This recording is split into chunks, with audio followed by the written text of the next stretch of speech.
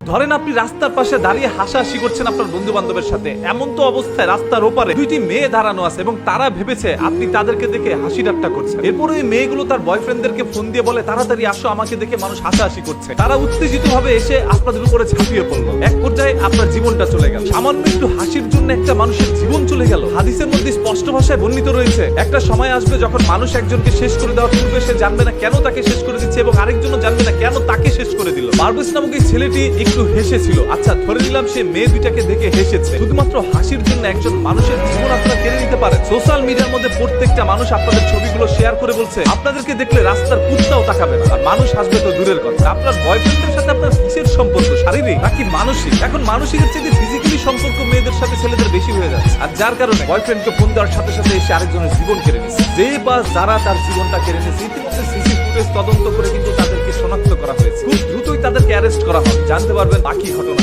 এই সকল মেয়ে নামক ডাইনির দল কিন্তু আমাদের চারপাশে ঘুরে বেড়াচ্ছে। এরা ছেলেদেরকে ব্যবহার করছে বাজে কাজ করানোর জন্য। অনেস্টলি ভাই, কোনোদিন কোনো ছেলে এদের দিকে তাকানোর কথা না। এদের দিকে মানুষ কেন তাকাবে? আচ্ছা তাকাইছে, নাহলে ভুলবশত একটা ছেলে আপনাদেরকে দেখে একটু হাসি ঠাট্টা করছে, এটাতে এমন দোষের কি হয়েছে? আপনি যে গাড়ির পিছে বসে বয়ফ্রেন্ডের সাথে মনে করেন কাম সেরে দিয়েছেন, সিপাসাবি থেকে যৌবন জ্বালা মিটাই ফেলছেন। আচ্ছা, এই যে আপনাকে নিয়ে এই ধরনের কথাগুলো বলছি, আপনি হয়তো বা ভিডিওটা দেখবেন, আপনার কি লজ্জা লাগে নাই? এখন তো আবার আপনার বয়ফ্রেন্ডকে পাঠাবেন আমাকে দুনিয়া থেকে শেষ করে দেওয়ার জন্য। পারভেজ যদি হেসে জীবন দিতে পারে, আমরা সত্য প্রকাশ করে তারপর জীবন দিই। আর মনে রাখবেন, এই পৃথিবীতে পারভেজ একা নয়, আমরা সবাই একত্রে রয়েছি। সোশ্যাল মিডিয়া এটা নিয়ে যেভাবে পোস্ট করে প্রতিবাদ করা হচ্ছে, সেইভাবে অফলাইনে এটা নিয়ে প্রতিবাদ করা হবে। সেই সকল মানুষ বেশি হাইনার দলগুলোকে আর রেহাই দেওয়া যাবে না, এরা মানুষ হইতে পারে না। বিশ্ববিদ্যালয়ের মধ্যে পড়াশোনা করে বয়ফ্রেন্ড জ্বালায় গেছে ভাই। এই যে এদেরকে যারা বিয়ে করতে চাচ্ছেন, জামাইয়ের আর কোনো কাজ নাই, সব কাজ ওই বয়ফ্রেন্ড করে দিচ্ছে। বাংলা ভাষা বুঝতে পারছেন? বয়ফ্রেন্ডকে ধরে রিমান্ডে নেন, কতবার কোন জায়গায় কিভাবে করছে সবকিছু বেরিয়ে আসবে। যদি বয়ফ্রেন্ডের সাথে ওই সকল আদান প্রদান সম্পর্ক নাই থাকতো, শুধুমাত্র একজন বান্ধবীর জন্য এসে একটা ছেলের জীবন নিয়ে নিত না। জীবন নেওয়া কতটা সস্তা হয়ে গেছে তাদের কাছে। অপরাধী যেই হোক না কেন,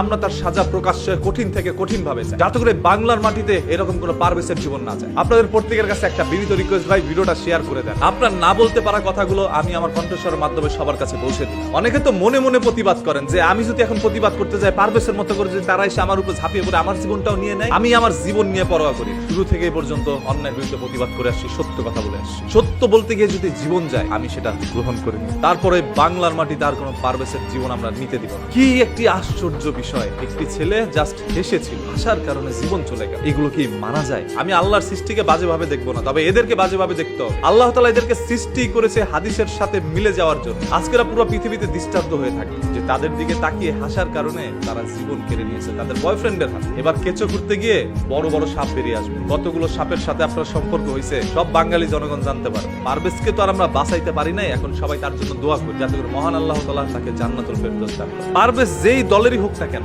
একজন মানুষের জীবন কেড়ে নেওয়া হয়েছে, এটাই হচ্ছে বড় কথা।